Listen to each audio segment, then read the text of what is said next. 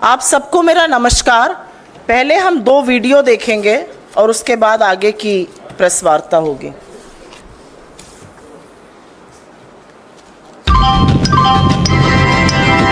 यात्री कृपया ध्यान दें।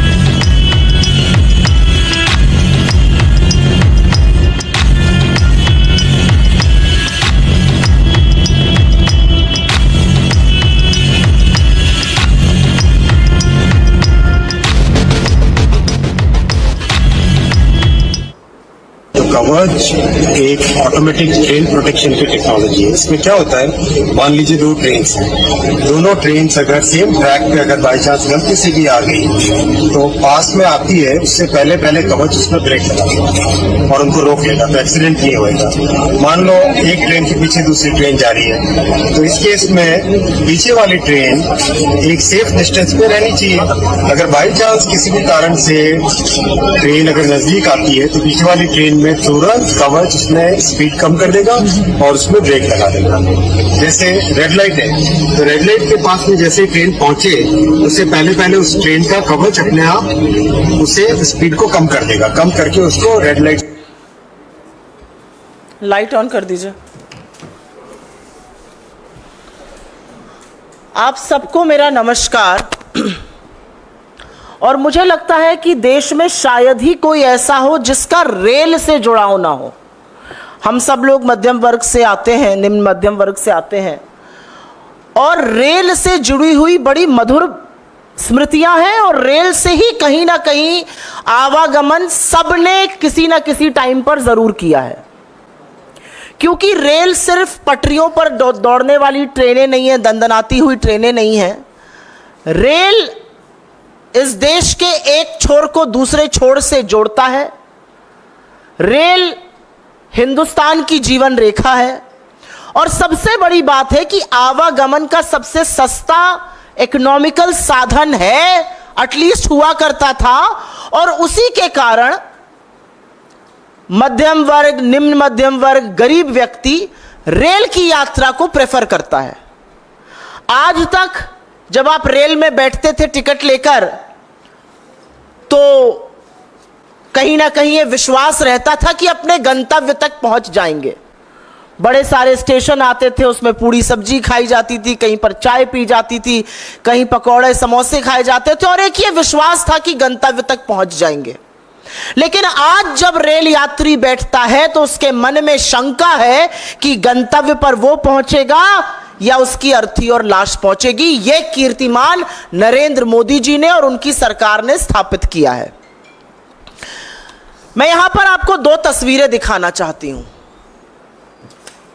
यह तस्वीर ठीक 1 साल पहले इसी महीने जून की है। 2 जून 2023 को ओडिशा के बालासोर में भीषण ट्रेन हादसा हुआ था। करीब करीब 300 लोगों की मौत हुई थी और 900 से ज्यादा लोग घायल हुए थे। पश्चिम बंगाल में कल फिर एक ट्रेन हादसा हुआ। पटरी पर कंचनजंगा एक्सप्रेस थी, उसको पीछे से मालगाड़ी ने आके मारा। 15 लोगों की मौत और अभी तक 40 लोगों के घायल होने की खबर सामने आई है। ठीक है, 1 साल पहले बालासोर ओडिशा में, और 1 साल बाद पश्चिम बंगाल में ट्रेन हादसा होता है। क्या बदला है 1 साल में? आज पूछना पड़ेगा ना कि 1 साल में क्या बदला है। लगातार ट्रेन हादसे हो रहे हैं, और मैं एक सरकारी आंकड़ा आपके साथ साझा कर देती हूं। 1117 ट्रेन दुर्घटनाएं 2014 से 23 तक, और जानबूझकर 23 तक का ही आंकड़ा दे रही हूं, 31 मार्च 2023, क्योंकि ये हमारे आंकड़े नहीं है, आपके आंकड़े नहीं है, ये गवर्नमेंट ऑफ इंडिया के आंकड़े हैं। 1117 ऐसी रेल दुर्घटनाएं हुई हैं जहां पर जान और माल की नुकसान हुआ है। यह सरकारी आंकड़ा है, असल आंकड़ा इससे बहुत ज्यादा है। मतलब हर महीने 11 ट्रेन हादसे हुए हैं, हर 3 दिन पर एक ट्रेन हादसा हो रहा है और उसमें जान और माल की क्षति हो रही है। तो क्या बदला एक साल में? इतना बड़ा बालासोर का ट्रेन हादसा हुआ, हम सब ने लाशों का अंबार देखा, परिवारों को उजड़ते हुए देखा, छोटे छोटे बच्चों को बिलखते हुए देखा। क्या बदला एक साल में? बालासोर से पश्चिम बंगाल क्या बदला? क्या बदला 2014 से 2024 में? मैं एक सूची पढ़ देती हूं, आपको दिखा दिया, लेकिन छोटी सी एक सूची है। 2014 में गोरखधाम एक्सप्रेस डिरेल हो जाती है, 25 लोगों की मौत होती है।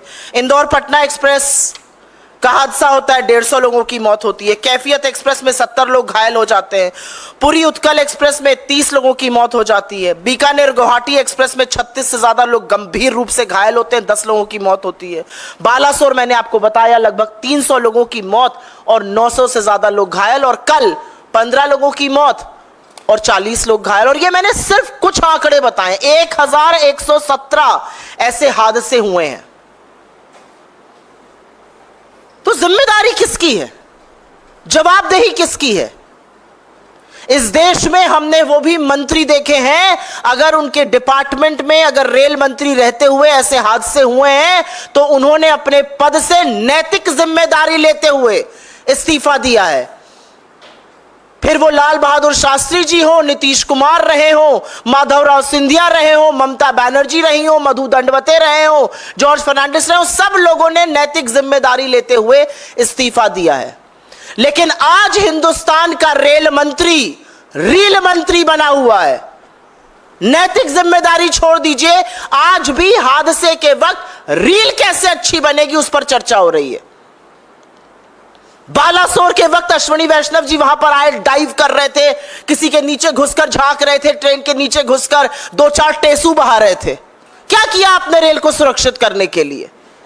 आप कल पहुंचते हैं वहां पर, आप रेल मंत्री हैं, आप गाड़ी से भी जा सकते थे, लेकिन वीडियो ज्यादा बेहतर तब आएगा जब आप जूम जूम जूम करके मोटरसाइकिल से जाएंगे। अच्छा वीडियो आ गया सामने, रील बना लिया आपने। अब आप बताइए, आपने 1 साल से इस देश में रेल को सुरक्षित करने के लिए क्या काम किया? उस रेल को सुरक्षित करने के लिए जिसमें इस देश का युवा, जिसमें किसान, जिसमें मजदूर, जिसमें मध्यम वर्ग अपने परिवारों के साथ चलता है, उसको सुरक्षित करने का क्या काम किया? लोगों के मन की आशंका कि भैया हम पहुंचेंगे या हमारी लाश पहुंचेगी, उसको दूर करने का क्या काम किया? कवच समझा रहे थे, अभी आपको मैंने दिखाया कुछ दिनों पहले। कवच प्रणाली आई है। कवच प्रणाली क्या करेगी? एक ट्रैक पर अगर 2 ट्रेनें चल रही होंगी तो पीछे वाली ट्रेन पर कवच से ब्रेक लग जाएगा, आपस में भिड़ंत नहीं होगी। क्या हुआ कल कवच का? ये क्या झुंझुने पकड़ाए जा रहे हैं देश को? 10 साल से रेल आवागमन का सबसे असुरक्षित साधन बन चुका है। लगातार जान और माल का नुकसान हो रहा है और लोगों को झुंझुने के नाम पर आपने कवच की बात कही। और ये क्यों हो रहा है? क्या एकदम से रेल फेल हो गई है? ये इसलिए हो रहा है क्योंकि नरेंद्र मोदी की सरकार और उनके मंत्री उदासीन हैं, अकर्मण्य हैं। उनको फर्क नहीं पड़ता कि गरीब गुर्बत में रहते हुए लोग, यंग लोग जो गाजर मूली की तरह भरकर रेल में आज जाने को मजबूर है, वो मर जाए, उनको फर्क नहीं पड़ता है। इसलिए ऐसा हो रहा है। आपके साथ एक और आंकड़ा साझा करती हूं, और ये मेरा आंकड़ा नहीं है, ये आंकड़ा खुद अश्विनी वैष्णव ने पार्लियामेंट में दिया है, यह आरटीआई के माध्यम से भी सामने आया है। 3,12,000 रेलवे के रिक्त पद पड़े हुए हैं और कर्मचारियों की इसी भारी समस्या से रेलवे जूझ रहा है। एक आरटीआई के मुताबिक, और ये आंकड़ा बड़े ध्यान से सुनिएगा, लोको पायलट, बहुत सारे जो रेल हादसे होते हैं जहां पर गलत सिग्नल पे दे दिया गया, एक ही ट्रैक पर ट्रेनें चल गई, कहीं कहीं मानवीय त्रुटि होती है और वो मानवीय त्रुटि लोको पायलट के कारण होती है। क्यों होती है यह भी समझ लीजिए। लोको पायलट के 70,093 पद स्वीकृत हैं, इसमें से 21% पद खाली पड़े हुए हैं। सहायक लोको पायलट के 57,551 पद स्वीकृत हैं, उसमें से करीब 8% खाली पड़े हुए हैं। ये वो पद है जो रेलवे को सुरक्षित बनाने के लिए, सुचारू रूप से चलाने के लिए, लोगों को अपने गंतव्य से, एक गंतव्य से दूसरे गंतव्य तक सुरक्षित पहुंचाने के लिए इन पदों का रोल होता है। और 21% ये पद खाली पड़े हैं। इसके चलते लोको पायलट के ऊपर बहुत भारी दबाव है। 12-12, 14-14 घंटे वो काम कर रहे हैं और इस तरह की त्रुटियां हो रही हैं। मैंने 4-5 दिन पहले पढ़ा, रेल मंत्री कहते पाए गए पुलिस बल का प्रयोग करो। ये जो भीड़ भाड़ हो रही है, ये भीड़ भाड़ अपने मन से नहीं हो रही है रेलवे में, क्योंकि आपने रेलवे को तबाह करने में कोई कसर नहीं छोड़ी है। पिछले 10 साल में रेलवे का जो हाल हुआ है, चाहे वो किराए में वृद्धि हो, और एक नहीं मैनीफोल्ड वृद्धि, जहां 800 का किराया था आज 2400 है। डायनामिक प्राइसिंग से कई बार तो रेल से कम किराया एयरलाइन का मिल जाता है। यह हाल आपने रेलवे का कर दिया है। क्यों ये लोग भीड़ भाड़ कर रहे हैं? कितनी किल्लत है ट्रेनों की, क्या अंदाजा है रेल मंत्री को? रेल मंत्री हवाई हैं।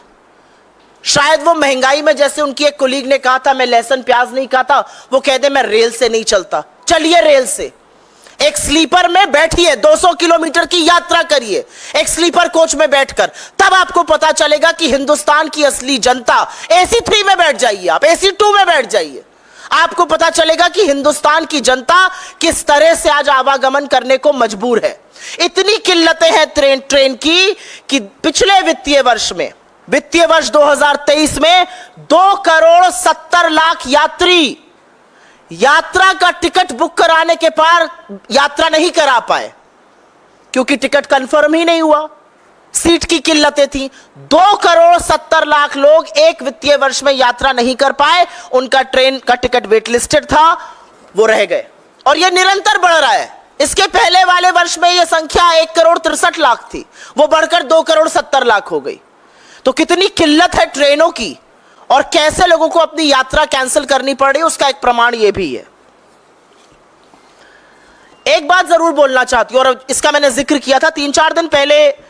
मंत्री जी ने कहा पुलिस बल का प्रयोग करो। ये जो अनारक्षित लोग घुस जाते हैं, ये अपनी मर्जी से घुस रहे हैं, इनके पास कोई काम नहीं है। ये जो हमारे बच्चे अपनी परीक्षा देने जाते हैं, एक के ऊपर एक चढ़कर गाजर मूली की तरह इस गर्मी में, तपती हुई गर्मी में लोग टॉयलेट में बैठने को मजबूर हैं। कौन है ये लोग? क्योंकि आपने स्लीपर और द्वितीय श्रेणी के कोचेस को लगातार AC में कन्वर्ट करा। लोगों के पास इतना पैसा नहीं है कि वो AC कोच में चल सके। आपने ट्रेनें रद्द कर दी, ट्रेनों की संख्या खत्म करी, पैसेंजर ट्रेन की कम करी। उसके चलते आज आरक्षित डब्बों में अनारक्षित लोग जो जनरल टिकट लेकर आवागमन करते थे, वो बैठने को मजबूर हैं। तो उन पर बल का प्रयोग मत करिए, अपनी गलती को स्वीकारिए। मैं जानती हूं कि लोगों को असुविधा होती है, लेकिन उस असुविधा का कारण आप हैं। और क्योंकि रेलवे सुरक्षा की बात हो रही है, तो थोड़ी बात हो जाए कि सरकार कर क्या रही है। ऐसा नहीं है सरकार के पास फंड नहीं है रेलवे सुरक्षा के लिए। इनफैक्ट CAG ने बताया है कि राष्ट्रीय रेल संरक्षा कोष RRSK में 20,000 करोड़ रुपए आने थे। 15,000 करोड़ रुपए केंद्र सरकार देती, 5,000 करोड़ रुपए रेलवे अपने रेवेन्यू से देता। 4 साल बाद जहां 20,000 करोड़ रुपए आने थे, वहां 4,225 करोड़ रुपए आए हैं, 1/4। यह इनकी सीरियसनेस है, यह रेलवे सुरक्षा के लिए सरकार की उदासीनता है। जिस संरक्षा कोष में 20,000 करोड़ रुपए आने थे, जिससे रेलवे की सिक्योरिटी होती, उसमें 4,225 करोड़ रुपए है। लेकिन अभी चौंकिए मत, क्योंकि चौंकने वाली बात आगे है। उस पैसे से रेलवे की सुरक्षा नहीं की गई, उस पैसे से फुट मसाजर खरीदा गया। क्रॉकरी खरीदी गई, इलेक्ट्रिकल अप्लायंसेस खरीदे गए, फर्नीचर खरीदे गए, जाड़े में पहनने वाले जैकेट खरीदे गए, कंप्यूटर खरीदे गए, लोगों को बोनस दिया गया, गार्डन बनाए गए उस पैसे से। उस पैसे से रेलवे को, रेल यात्रा को सुरक्षित करना था, उससे क्रॉकरी और फर्नीचर खरीदा जा रहा था। यह हम नहीं कह रहे हैं, यह सीएजी की रिपोर्ट धज्जियां खोल रही है, धज्जियां उड़ा रही है भारतीय रेल और नरेंद्र मोदी की सरकार की, ऐसे मंत्रियों की जिन्होंने शायद रेलवे में कभी सफर ही नहीं किया। अगर सफर करते तो समझते लोगों को क्या झेलना पड़ रहा है। डेप्रिसिएशन रिजर्व फंड होता है एक रेलवे में, उसमें इस चीज का प्रोविजन होता है कि रेलवे की जो पुरानी संपत्ति है उसको रीएनर्जाइजेशन किया जा सके, उसको पुरानी संपत्ति को बदलना था। असलियत यह है कि जहां पर 58,000 करोड़ रुपए खर्चा होने थे वहां पर 600 करोड़ रुपए खर्चा हुए हैं।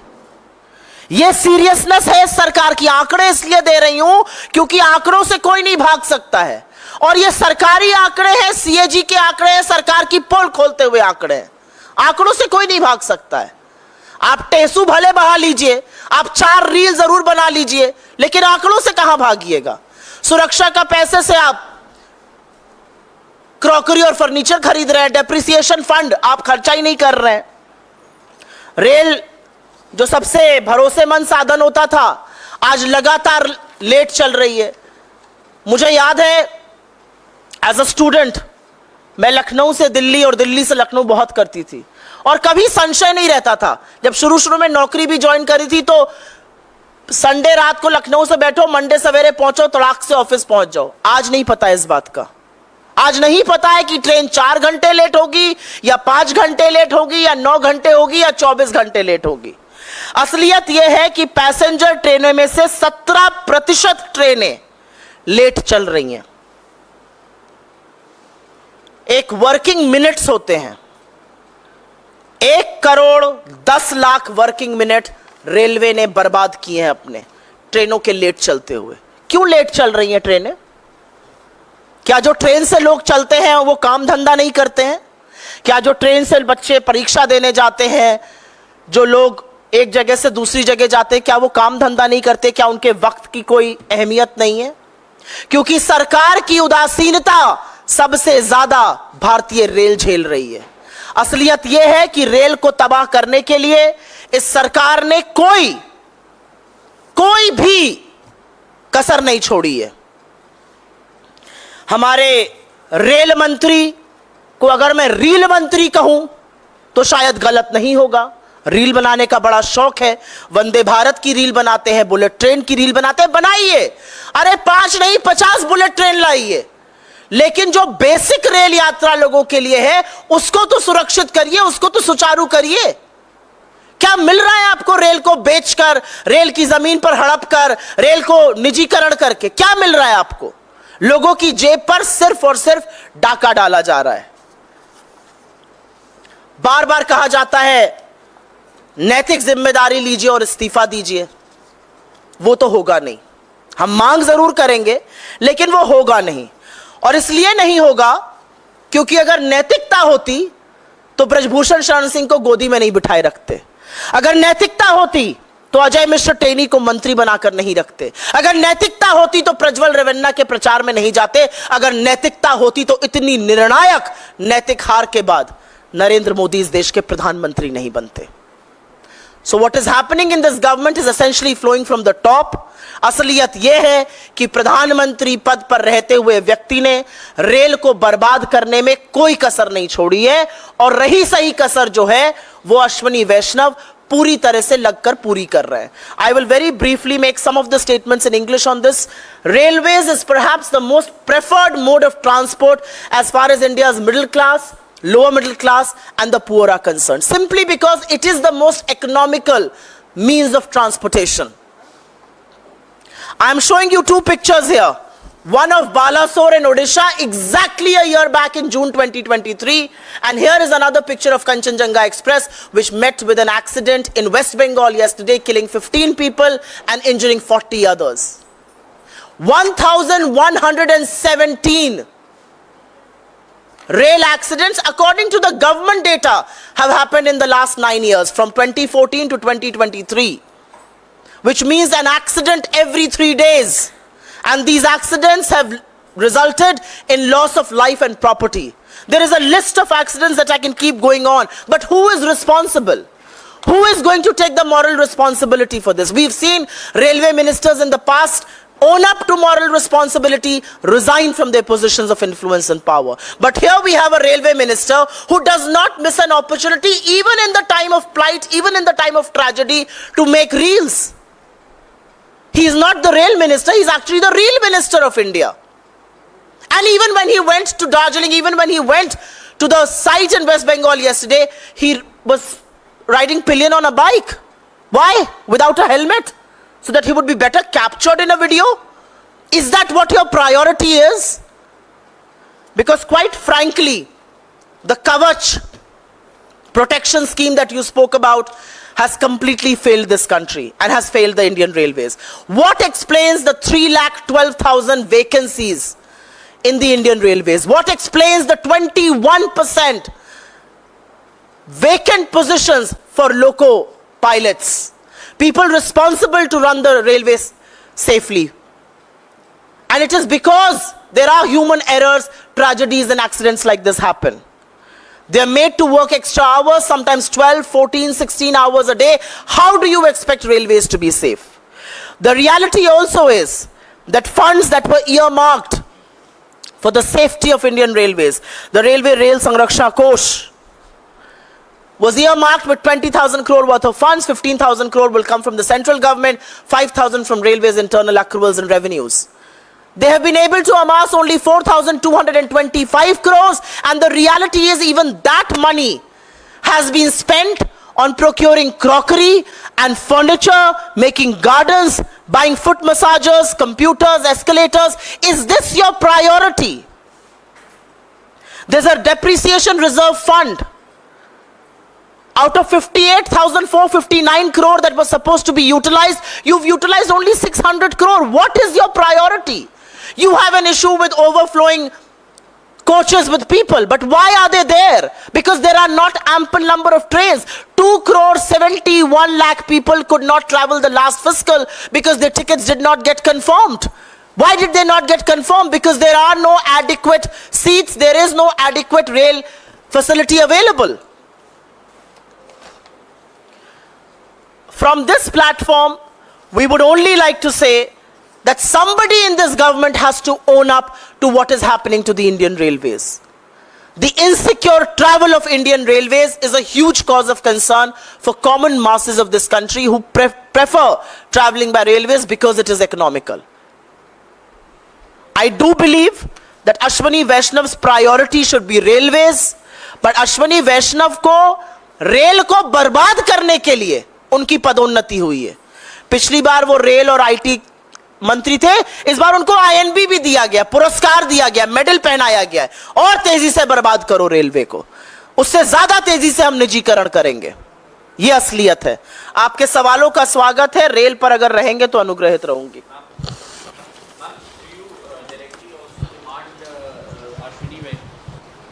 Do you also directly demand Rail Minister Ashwini Vaishnav's resignation or his sacking? Without a doubt, a sensitive government, a government that is responsible and accountable, will fix accountability for every minister and every department. What explains 1,117 rail accidents in 9 years? From 2014 to 2023, I'm not even including the big ones like Balasore and what has happened yesterday.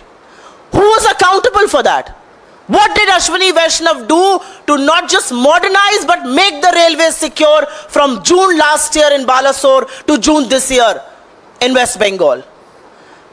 And unless you are not going to fix responsibility, unless there will not be accountability, how do you expect governments to run?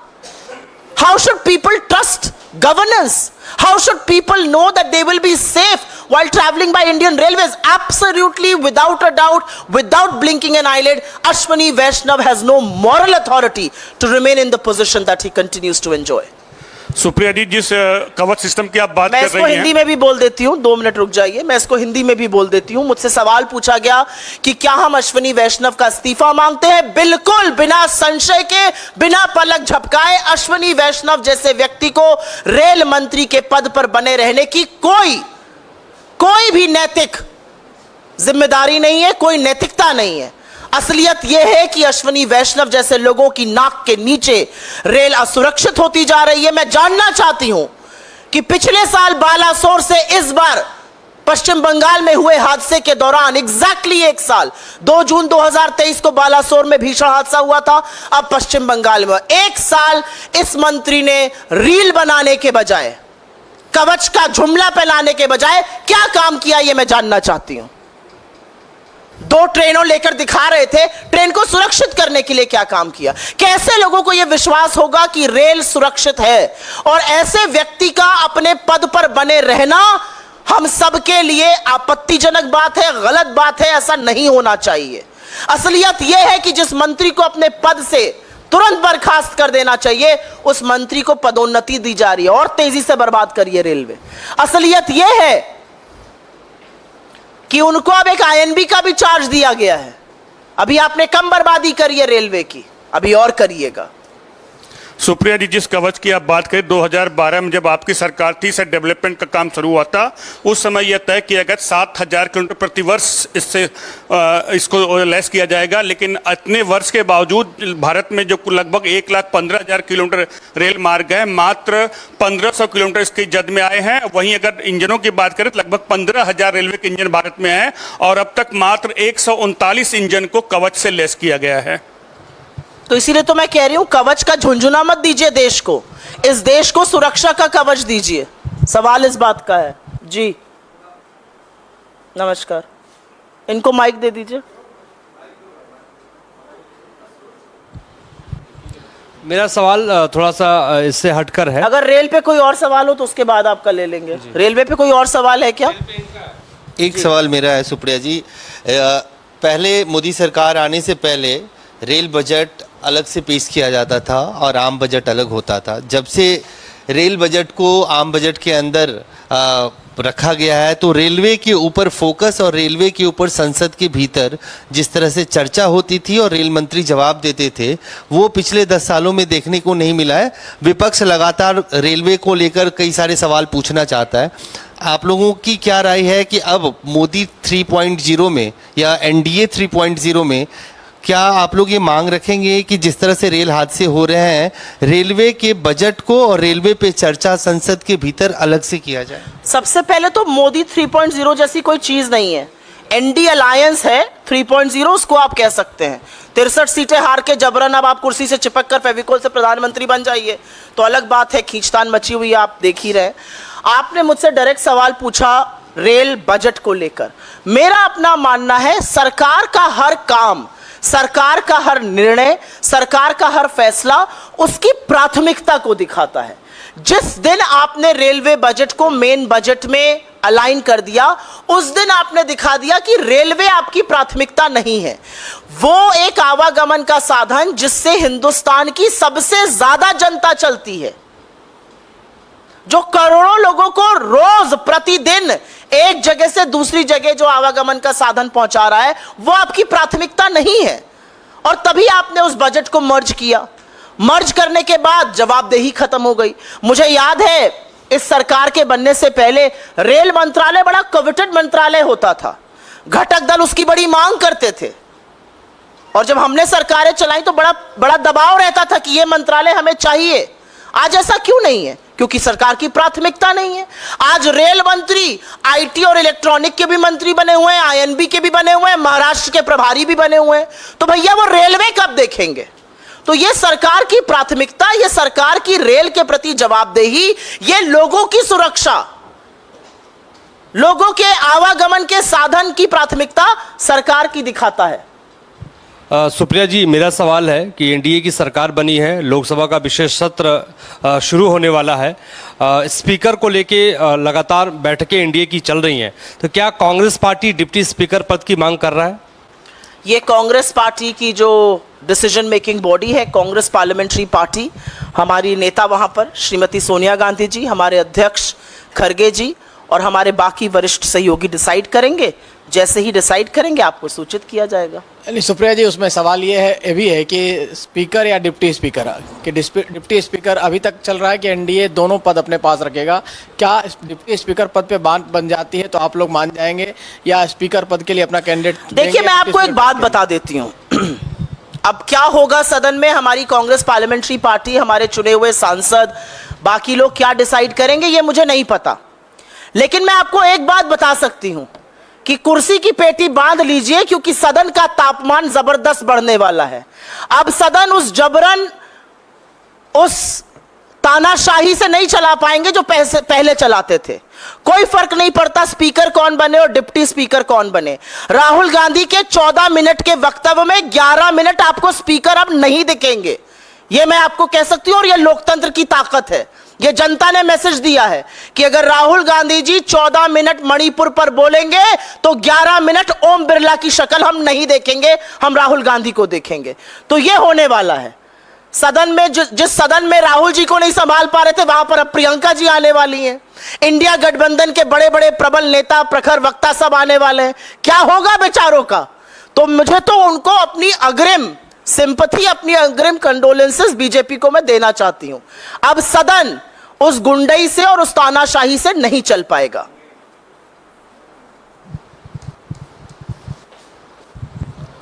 Ma'am, मेरे दो सवाल हैं जी। एक, राहुल गांधी कभी ने होता ही नहीं है। जी मैम। एक तो कभी आपका होता ही नहीं है। जी जी। बताइए। तो राहुल गांधी ने चुनाव नतीजों के बाद पहला इंटरव्यू फाइनेंशियल टाइम्स को दिया है और उसमें उन्होंने ये बड़ा बयान दिया कि मोदी सरकार को टिकने के लिए संघर्ष करना पड़ेगा। ये भी दावा किया कि बीजेपी के कैंप के कुछ नेता उनके संपर्क में हैं। इसको लेकर के मैं चाहूंगा कि और थोड़ा विस्तार से आप बताएं कि टिकने के लिए संघर्ष करने वाली बात और बीजेपी कैंप के नेताओं के संपर्क में रहने वाली बात का आधार क्या है, पहला। और दूसरा, आम आदमी पार्टी की राज्यसभा सांसद स्वाति मालीवाल ने आपके नेता राहुल गांधी समेत तमाम इंडिया अलायंस के बड़े नेताओं को पत्र लिखा है और उनके साथ जो कथित पिटाई हुई सीएम आवास पर, उस मामले में मिलने का समय मांगा है। क्या आपके नेता स्वाति मालीवाल से मिलेंगे? मैं पहले सवाल का जवाब दूंगी, उसको प्रखरता से दूंगी और उसके बाद आपके दूसरे सवाल पर आऊंगी। प्रतीक्षम किम प्रमाणम, राहुल जी ने जो बात कही है ये तो दिख रहा है आपको। 63 सीट नरेंद्र मोदी की कम हो गई, बैसाखियों पर टिके हुए हैं, बैसाखियां बवाल मचा रही हैं।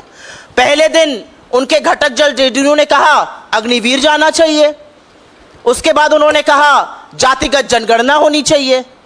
टीडीपी ने कहा हम डंके की चोट पर 4% मुस्लिम आरक्षण लागू करेंगे। वो कह रहे हैं बार बार पेगासस की जांच हो। राजभर जी जाकर, जो उनके घटक दल है यूपी में, हर जगह जाके कह रहे हैं मोदी और योगी की वजह से हार गए। अरे घटक दलों को 2 मिनट छोड़ दीजिए। जो आइडियोलॉजिकल फाउंटेन हेड है, जो सैद्धांतिक विचारधारा से जिसकी नाड़ी जुड़ी हुई है, आरएसएस पाठ पढ़ा रही है कि विरोधियों को प्रतिपक्ष में अपना दुश्मन मत समझिए। वो पाठ पढ़ा रहे हैं कि आपके अभिमान के चलते भगवान राम ने आपको 200 के ऊपर कुछ सीटों पर रोक दिया। वो पाठ पढ़ा रहे हैं कि मणिपुर जल रहा है, उसका त्वरित फैसला होना चाहिए। तो बैसाखियां बवाल मचा रही है, वो एक पिक्चर है। अंदर जो अंतर विरोध है वो दूसरा है। आप लोगों से क्या छुपा है? आप लोग तो सब जानते हैं। छापिए भले नहीं, बोलिए भले नहीं, आप जानते हैं किस तरह की तलवारें थनी हुई हैं अमित शाह जी और योगी आदित्यनाथ जी में। सबको पता है क्या हो रहा है। सबको पता है कि किल से हुए लोग जिनको मंत्रालयों से निकाल दिया गया, वो उसमें कितना विरोधाभास चल रहा है कि the issue with in the BJP is brewing. तो ये सारे जब ऐसी हरकतें होती हैं तो हमें दिखता है कि मजबूर सरकार है, हर जगह खींची जाएगी। मैं तो डंके की चोट पर हर बार एक सवाल पूछती हूं, नरेंद्र मोदी ने इस बार के चुनाव में इतना गलत वक्तव्य दिया जो आज तक किसी राजनेता ने नहीं दिया था। इस देश के प्रधानमंत्री ने चुनावी मंच से मुजरे शब्द का प्रयोग किया और एक ऐसे झूठ पर किया जिसको वो लगातार प्रचारित कर रहे थे। अब हिम्मत है कि बुलाएं चंद्रबाबू नायडू को और कहें आप जो मुजरा कर रहे हैं। तो इसीलिए हमारा कहना है कि सरकार जो है वो बहुत आशंका में है। सरकार विरोधाभास से घिरी हुई है। अंतर्कलह मचा हुआ है और हम मूक दर्शक बन के नहीं देख रहे हैं, बस ये आपको बताना चाहती हूं। दूसरा, आपने एक सवाल पूछा एक पर्टिकुलर महिला को लेकर। मुझे ऐसा लगता है दिल्ली पुलिस इसकी तफ्तीश ऑलरेडी कर रही है। जो मामला सुरक्षा एजेंसीज के पास है, दिल्ली पुलिस देख रही है। उसमें नहीं लगता कि हमें कोई इंटरफेरेंस अभी करने की जरूरत है। एक पार्टी का आंतरिक मामला है और अब उसमें पुलिस भी इन्वॉल्व है, तो मुझे ऐसा लगता है सुरक्षा एजेंसीज को अपनी जांच करनी चाहिए। Supriya ma'am, one question on the EVMs because now the FIR copy has we have accessed that FIR copy, and I would like to quote what is being mentioned in that particular copy, as it has stated that Mangesh Pandilkar, who is an alleged kin of the candidate of Shiv Sena, he had used a mobile phone within the counting center, which was of the Encore operator, of which who is the EC official, and for that reason many of the leaders within Maharashtra Congress as well as Sharad Pawar's NCP, they are demanding that even the CCTV footages should also be checked. So what's the official stand of the Congress party regarding this? The official stand of the Congress party is that the EVM is a black box. Nobody knows what's happening there. Some of the biggest tech titans in the world have now on record said that anything can be hacked. We are not going to keep quiet on the EVM because we have defeated the BJP. We believe that in a democracy like India, if even one voter has a doubt on his or her vote, we need to address that concern. And we will take this discussion, we will take these discrepancies, we will take this discussion to its very, very logical end. That's our stand. Thank you. बहुत बहुत धन्यवाद आप सबका.